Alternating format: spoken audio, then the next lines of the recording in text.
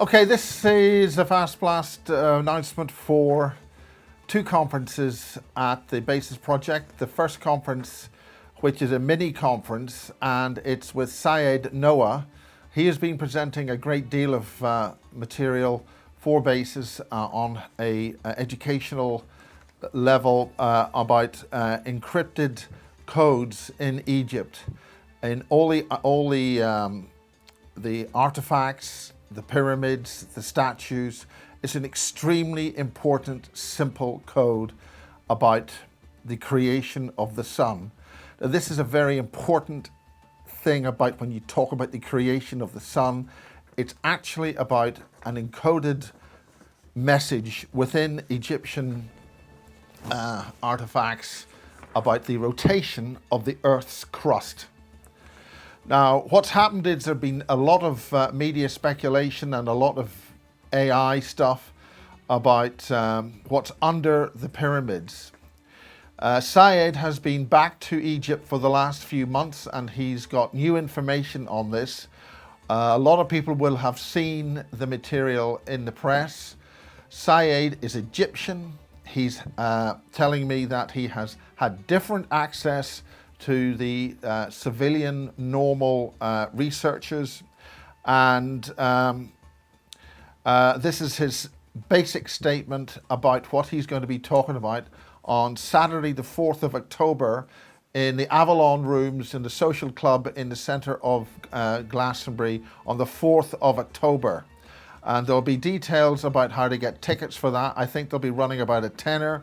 It's a very limited number of spots, seats available at this event. He specifically wants it to be in Glastonbury, and he's only returning back from Egypt in September, round about the middle of September. So what you will hear is what I will hear. So this is about the five architectural points in the Great Pyramid related to the creation of the sun. Archaeologists are convinced that the two air shafts in the Great Pyramid have nothing to do with conducting air. So what are they both for? Number two, the width of the Grand Gallery is 2.1 meters at the floor. The rows of the two walls shift inward gradually till the width of the ceiling becomes only 1 meter. What is the reason to enlarge the floor and narrow the ceiling? On the other hand, why are these five rooms on the top of the burial chamber?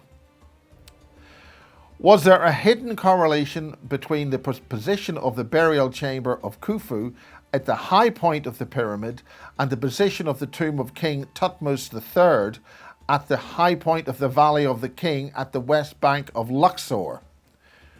Why has the red sarcophagus been placed far from south and east, but near to north and west?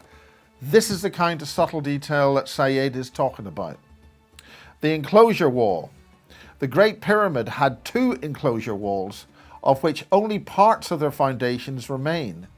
The northern and western sides of the first enclosure are 23.6 meters away from the pyramid, while the southern and the eastern sides of the second enclosure are 18.5 meters away. The question is, why two enclosures with these dimensions? This is important stuff. The talk. All these inquiries will be clarified, which in turn will answer the new discovery of the ETP team that finds an extensive underground complex, or as they said, a massive subterranean network stretching over 2 kilometers, that's 1.2 miles, below the structures beneath the three pyramids of Giza.